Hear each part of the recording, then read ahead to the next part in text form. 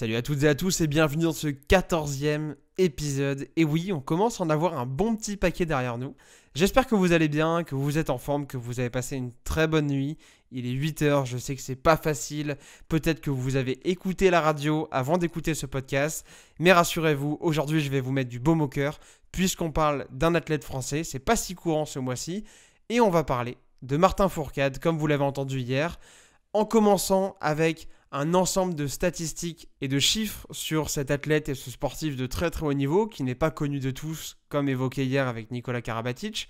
Des statistiques qui sont complètement folles et je vous conseille de vous accrocher à vos chaises parce que là, à mon avis, vous allez vriller. Martin Fourcade a été 13 fois champion du monde pendant cette période internationale.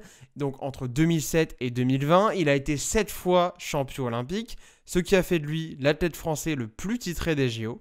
Été et hiver confondus, c'est pas rien. On parle de quelqu'un qui a un beau palmarès olympique.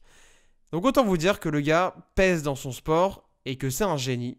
Il a aussi d'ailleurs pas mal de records, mais bon, si je commence à tous vous les lister, on n'est pas sorti de l'auberge. Mais voilà, j'espère que vous prenez conscience de l'ampleur de sa réussite. 13 fois champion du monde, 7 fois champion olympique. Le mec est à un stade plutôt avancé de réussite dans son domaine qui est le biathlon. On va donc enchaîner avec 4 petites anecdotes sur Martin Fourcade et une première racontée par son père, puisque le petit Martin était déjà plus rapide que prévu dès sa naissance, étant tout simplement né dans l'escalier de la maternité. Donc avant même que sa mère ait le temps de s'allonger pour accoucher, le gars a posé les bases et il est arrivé plus vite que prévu au monde. je trouve ça génial parce que c'est un petit peu prémonitoire par rapport à ce qu'il allait faire par la suite, vous trouvez pas? Enfin bon, bref. Au sujet de sa famille, petite information que j'ai apprise en écrivant cet épisode.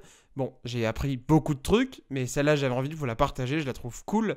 Est-ce que vous saviez que Martin Fourcade a un frère qui était lui aussi biathlète? Ah, peut-être que je vous apprends un truc là. Autrement dit, ils étaient deux à concourir dans la même discipline à un moment, ce qui les a fait passer par un moment assez difficile et assez bizarre. Je vous explique. En gros, en 2014, donc Martin et Simon, son frère, participent aux JO de Vancouver.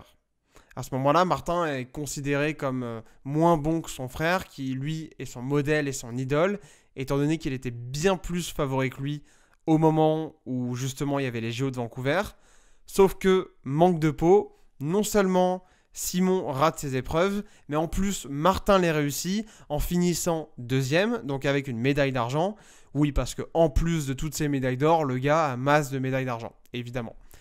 Et en plus d'être raconté par son père, Martin justement raconte aussi cette histoire dans son autobiographie en disant, je cite, « Mon sang se glace lorsque je découvre enfin le regard de mon frère en pleurs, caché derrière le drapeau tricolore de mon père.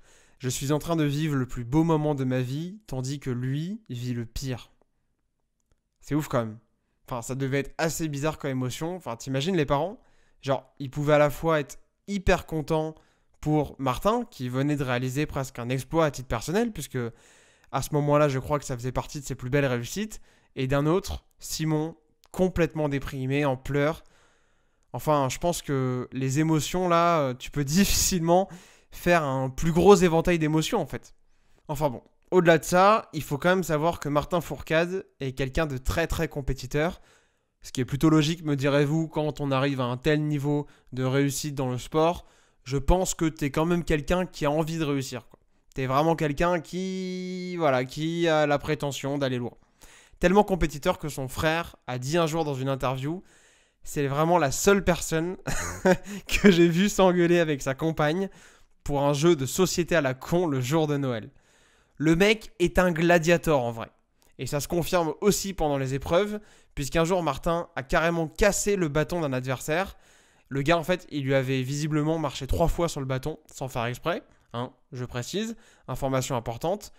Mais je crois qu'il avait certainement pas anticipé que Fourcade il allait péter un câble complet en se retournant et en cassant son bâton. Avec Martin, j'ai envie de vous dire, vaut mieux pas jouer au con. Une fois qu'on a dit tout ça, il me reste une dernière anecdote à vous partager, et pas des moindres, puisque Martin Fourcade a bien failli ne jamais avoir une telle carrière. Bon, on a tendance en général à raconter ce genre d'histoire, mais laissez-moi vous expliquer. Quand il était jeune, il a logiquement été sélectionné pour intégrer le pôle espoir de sa discipline, où était aussi son frère, évidemment. Sauf qu'une fois là-bas, et en étant loin de ses proches, mis à part son frère, il n'a pas supporté ce changement de vie, il était loin de ses amis, du coup il est retourné chez lui, il a même essayé le triathlon, avant finalement de revenir au pôle et de faire la carrière qu'il a faite ensuite. Comme quoi, il faut toujours croire en ses rêves et quand on est bon dans un domaine, eh bien, il faut persister, d'autant plus si vous appréciez et si vous avez envie de kiffer votre vie et d'être sportif de haut niveau surtout. Une anecdote mouvementée qui conclut l'épisode d'aujourd'hui. J'espère que vous avez kiffé, j'espère que vous avez appris plein de trucs sur Martin Fourcade. Moi, j'ai adoré écrire cet épisode parce qu'encore une fois, c'est un athlète que j'admire beaucoup. De toute façon, j'admire tous les sportifs dont je parle ce mois-ci. Sinon, je n'en parlerai pas, même si j'ai un petit faible sur Didier Deschamps quand même. Demain, on va se retrouver pour un tout autre athlète, quelqu'un qui lui aussi, comme d'habitude j'ai envie de dire, a marqué l'histoire de sa discipline d'une empreinte qui risque de rester pendant très longtemps. Nous allons parler en ce 15 décembre prochain, c'est-à-dire demain, de LeBron James. Restez bien au contact, restez bien sur la chaîne YouTube. Ce calendrier de l'Avent des podcasts n'est pas terminé et vous réserve encore de très très belles surprises. Donc je vous dis à demain 8h au même endroit. Bonne fin de journée ou bonne fin de soirée en fonction du moment lors duquel vous allez écouter ce podcast. Et nous on se retrouve bientôt. Bye.